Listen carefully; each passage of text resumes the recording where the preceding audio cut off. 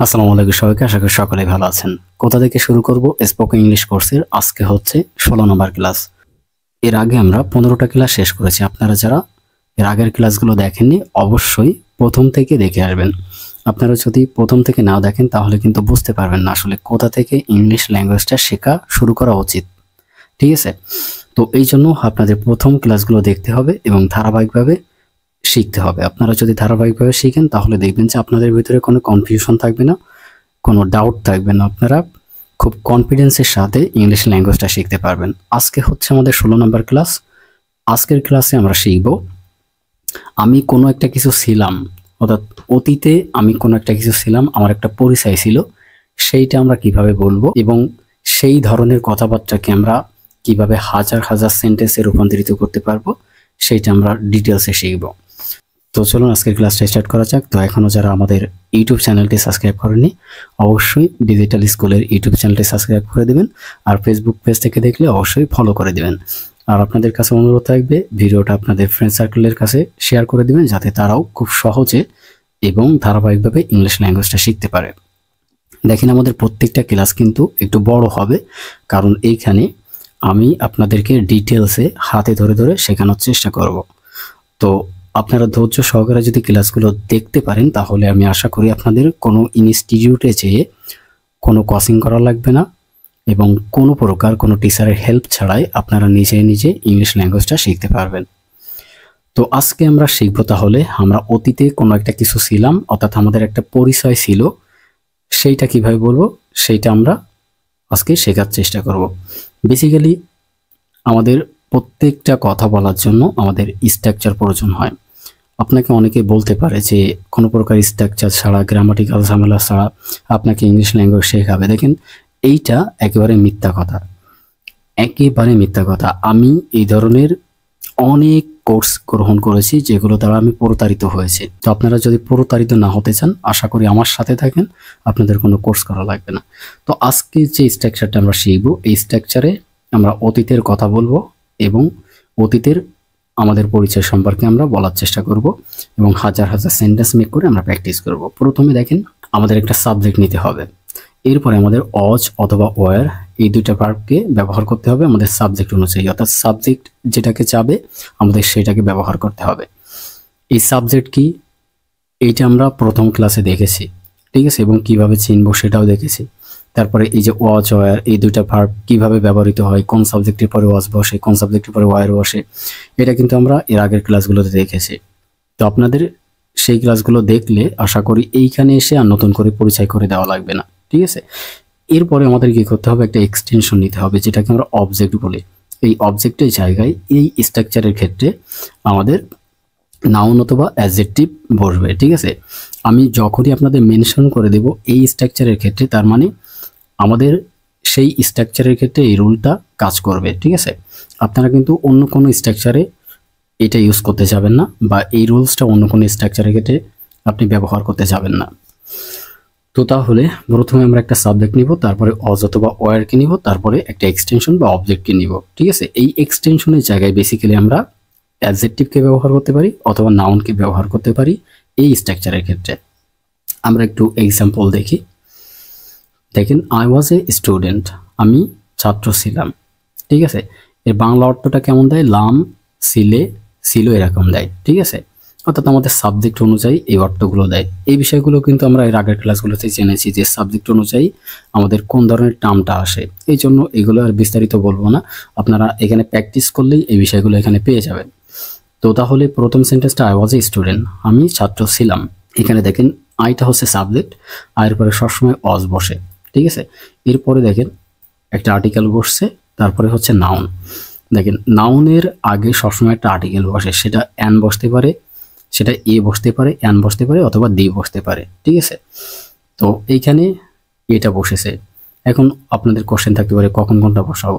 এটা আপনাদের একটু আপনাদের যে ক্লাস 9 10-এর বই আছে অথবা যে গ্রামার বই আছে আপনি একটু দেখে নেবেন কষ্ট করে, কারণ এই ছোট ছোট গ্রামারগুলো যদি আমি এখানে ডিটেলসে বলতে চাই তাহলে অনেক সময় লেগে যাবে, ঠিক আছে। তো তাহলে দেখেন আই ওয়াজ এ স্টুডেন্ট, আমি ছাত্র ছিলাম। এখন আমরা অনেকেই এখানে বাংলাটা এইভাবে বলে আমি একজন ছাত্র ছিলাম। দেখেন আমি কথাটা এখানে বলা আছে যেহেতু এখানে একজন বলার দরকার নেই, আমি দ্বারা একজনকেই বোঝায়, ঠিক আছে? আশা করি বুঝতে পেরেছেন। তো এইখানে তাহলে কিন্তু আমাদের স্ট্রাকচার অনুযায়ী এই সেন্টেন্সটা গঠিত হয়েছে। এখন এই একই সেন্টেন্স আমরা বিভিন্ন সাবজেক্ট দ্বারা গঠন করব এবং হাজার হাজার সেন্টেন্স তৈরি করার চেষ্টা করব। দেখেন, উই ওয়ার স্টুডেন্টস, আমরা ছাত্র ছিলাম। ইউ আর স্টুডেন্ট, তুমি ছাত্র ছিলে। ইউ আর স্টুডেন্টস, তোমরা ছাত্র ছিলে। দে ওয়ার স্টুডেন্টস, তারা ছাত্র ছিল। মাই ফ্রেন্ডস ওয়ার স্টুডেন্টস, আমার বন্ধুরা ছাত্র ছিল। মাই ফ্রেন্ড ওয়াজ আ স্টুডেন্ট, আমার বন্ধু ছাত্র ছিল। হি ওয়াজ এ স্টুডেন্ট, সে ছাত্র ছিল। শি ওয়াজ এ স্টুডেন্ট, সে ছাত্রী ছিল। ইট ওয়াজ এ স্টুডেন্ট, ইহা ছাত্র ছিল। কবির ওয়াজ এ স্টুডেন্ট, কবির ছাত্র ছিল। এখানে একটা বিষয় খেয়াল করেন, এই যে ইট ওয়াজ এ স্টুডেন্ট, ইহা ছাত্র ছিল, আসলে এইটা হয় না। ইটটা সবসময় বস্তু সাবজেক্টের ক্ষেত্রে ব্যবহৃত হয়, ঠিক আছে? অর্থাৎ কোনো একটা বস্তুকে বোঝানোর জন্য। তো আমরা প্র্যাকটিস করার জন্য এইটা এখানে নিয়েছি যাতে আমাদের মুখের জড়তাটা কেটে যায়। আপনাদের এই যে সেন্টেন্সগুলো দেখালাম, প্রত্যেকটা সেন্টেন্স দেখবেন যে আমাদের স্ট্রাকচার অনুযায়ী গঠিত হয়েছে। এখন আপনাদের মনে কোশ্চেন থাকতে পারে কোথায় ওয়াজ কোথায় ওয়ার বসে। আমরা কিন্তু প্রথম ভিডিওতে এটা দেখেছি, এই জন্য এইখানে বলতেছি না। আপনারা যারা প্রথম ভিডিওটা দেখেছেন ডিটেলসে জানতে পারবেন। আমি যদি একটা একটা ধরে ধরে বোঝাই তাহলে অনেক সময় লাগবে। শুধুমাত্র এতটুকু মনে রাখেন, যদি সাবজেক্টটা আমাদের সিঙ্গুলার হয় তাহলে আমাদের ওয়াজ বসাতে হয়, আর যদি সাবজেক্টটা প্লুরাল হয় তাহলে আমাদের ওয়ারকে বসাতে হয়। এখন কিছু কিছু ক্ষেত্রে ভিন্ন আছে, এটা আমি প্রথম ক্লাসে আপনাদেরকে ডিটেলসে বুঝিয়েছি। আপনারা ওই ক্লাসটা একটু দেখে নেবেন, তাহলে খুব সহজ হবে। আপনাদের এখানে কাজ থাকবে শুধুমাত্র প্র্যাকটিস করা। I, we, you, they, my friends, my friend, he, she, it, Kabir, ঠিক আছে? এই প্রত্যেকটা সাবজেক্ট দিয়ে আপনাদেরকে প্র্যাকটিস করতে হবে। প্র্যাকটিস করলে আপনাদের ফ্লুয়েন্সি আসবে।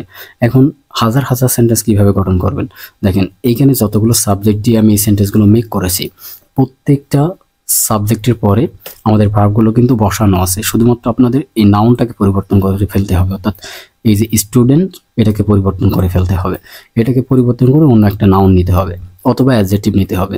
তো এখানে ধরুন আমি টিচারকে নিলাম, স্টুডেন্টের পরিবর্তে টিচারকে নিলাম। তো এটাকে দেখেন আমরা বলতে পারি আই ওয়াজ আ টিচার, আমি একজন শিক্ষক ছিলাম। উই ওয়ার টিচার, আমরা শিক্ষক ছিলাম। দেখেন অতীতে ছিলাম, বর্তমানে না, কিন্তু অতীতে ছিলাম, যে সময়টা আমাদের জীবন থেকে চলে গেছে সেই সময় আমি ছিলাম, এখন আর নেই, এরকমটা বোঝাচ্ছে। প্রত্যেকটা জায়গায় এভাবে করে আপনারা প্র্যাকটিস করবেন। এখানে আরো একটা কোশ্চেন আপনাদের আছে আমি জানি, সেটা হচ্ছে দেখেন এখানে স্টুডেন্টের সাথে কেন এজ বসেছে, এখানে কেন বসে নাই? দেখেন আমাদের সাবজেক্টটা যখন প্লুরাল হবে তখন ভার্বটা প্লুরাল হবে এবং আমার যে নাউনটা বসবে সেটাও প্লুরাল হবে। তো সিঙ্গুলার নাউনকে আমরা যদি প্লুরাল করতে চাই তখন আমাদের এই যে S, ES, V, ES, IVS এইগুলো যোগ হয়। তো আমাদের নাম্বার এবং পার্সন, এই যে চ্যাপ্টারটা আছে আমাদের গ্রামারের, এই চ্যাপ্টারটা একটু জেনে নিতে হবে, তাহলে আমরা খুব সহজে এগুলো ক্যাচ করতে পারবো। যদিও এগুলো শেখা লাগে না, আমরা এইভাবে প্র্যাকটিস করতে করতে এগুলো আসলে শিখে ফেলি অটোমেটিক্যালি। তো আপনারা যদি চান একটু দেখে নেবেন, তো দেখে আসতে পারেন। এখন তাহলে দেখেন আমরা এখানে কিন্তু জাস্ট পজিটিভ সেন্টেন্সগুলো আমরা গঠন করেছি, ঠিক আছে? তো এখন আমরা কি করব, নেগেটিভ সেন্টেন্স গঠন করব। কিভাবে নেগেটিভ সেন্টেন্স গঠন করতে হয়, অর্থাৎ নাবোধক যে সেন্টেন্সগুলো আছে, যে আমি ছাত্র ছিলাম না বা আমি টিচার ছিলাম না, এই ধরনের কথাবার্তা আমরা যখন বলি সেটা আমরা কিভাবে বলবো সেটা আমরা শিখব। তো এটার জন্য দেখেন আমাদের সেম স্ট্রাকচারটা ব্যবহার করতে হবে, শুধুমাত্র এই ওয়াজ এবং ওয়ারের পরে একটা নটকে যোগ করতে হবে, তাহলে আমাদের সেন্টেন্স মেকিংটা হয়ে যাবে, ঠিক আছে? এটার অর্থ কেমন হবে দেখেন, লাম, সিলে, ছিল, এরপরে না হবে, ঠিক আছে? অর্থাৎ ছিলাম না, ছিলে না, ছিল না, এরকম হবে, ঠিক আছে? তো একইভাবে দেখেন তাহলে I was not a student, আমি ছাত্র ছিলাম না। এই যে আইটা হচ্ছে সাবজেক্ট, ওয়াজ হচ্ছে আমাদের ভার্ব, আমরা এই স্ট্রাকচার থেকে নিয়েছি। তারপরে নট, আমাদের এই নটটা বসেছে। তারপরে দেখেন আ স্টুডেন্ট, এখানে আই স্টুডেন্ট হচ্ছে এক্সটেনশন, যেটাকে আমরা অবজেক্টও বলি। তো এইখানে দেখেন এক্সটেনশনের জায়গায় দুইটা জিনিস বসেছে, একটা হচ্ছে আর্টিকেল আর একটা হচ্ছে নাউন। আমরা বলেছিলাম যে এই স্ট্রাকচারের ক্ষেত্রে এক্সটেনশনের জায়গায় আমাদের নাউন অথবা অ্যাডজেক্টিভ বসবে। তো আপনি যদি চান যে এই স্টুডেন্টকে বাদ দিয়ে একটা অ্যাডজেক্টিভ বসাবেন তাহলেও কিন্তু হবে। তো সেক্ষেত্রে আমাদের আর্টিকেলটা বসবে না, আর্টিকেলটা বসে শুধুমাত্র নাউনের ক্ষেত্রে, মনে রাখবেন। তো তাহলে আমরা কিভাবে বলবো, বা অ্যাডজেক্টিভ কি? অ্যাডজেক্টিভ হচ্ছে যার দ্বারা কোনো দোষগুণ বোঝায়, যেমন আমি খারাপ, আমি ভালো, আমি বুদ্ধিমান, তুমি বোকা, ঠিক আছে? এই যে বোকা, এই যে ভালো, এই যে খারাপ, এইগুলো হচ্ছে অ্যাডজেক্টিভ যার দ্বারা কোনো দোষগুণ প্রকাশ পায়, ঠিক আছে? তো আমি ধরুন বললাম যে আমি খারাপ ছিলাম না, তো তো তাহলে কিভাবে বলবো, আই ওয়াজ নট ব্যাড। ঠিক আছে, আই ওয়াজ নট ব্যাড। অথবা আমি বললাম যে আমি ভালো ছিলাম না, তাহলে কিভাবে বলবো, আই ওয়াজ নট গুড। ঠিক আছে, আমি ভালো ছিলাম না। তো এইভাবে করে আপনারা সেন্টেন্স মেক করে করে প্র্যাকটিস করবেন। তো একটা সেন্টেন্স আমি আপনাদেরকে বুঝিয়ে দিলাম। এখন আপনাদের কাজ হবে এই প্রত্যেকটা জায়গাতে একইভাবে প্র্যাকটিস করা। অর্থাৎ এরপরে দেখেন, we were not students, you are not students, you are not student, they were not student, my friends were not students. ঠিক আছে, my friend was not student, he was not student, she was not student, it was not student, Kabir was not student. ঠিক আছে, এখানে প্রত্যেকটা sentence এইভাবে practice করবেন এবং একদমই বলার চেষ্টা করবেন। ঠিক আছে, একদমই বললে কি হবে, আপনার ফ্লুয়েন্সি দ্রুত চলে আসবে। এখন প্রথম 1-2 বার যখন প্র্যাকটিস হয়ে যাবে তখন আপনাদের এই নাউনটাকে চেঞ্জ করে করে প্র্যাকটিস করতে হবে প্রত্যেকটা জায়গায়, তাহলে হাজার হাজার সেন্টেন্স গঠন করতে পারবেন। দেখেন, আমাদের প্রফেশন শুধুমাত্র কিন্তু স্টুডেন্ট না, অর্থাৎ আমাদের পরিচয় শুধু আমরা স্টুডেন্ট না, আমাদের পরিচয় আমরা টিচার হতে পারি, আমরা ড্রাইভার হতে পারি, আমরা ইঞ্জিনিয়ার হতে পারি। ঠিক আছে, তারপরে আমরা পাইলট হতে পারি, আমরা ফ্রিল্যান্সার হতে পারি, আমরা ইউটিউবার হতে পারি।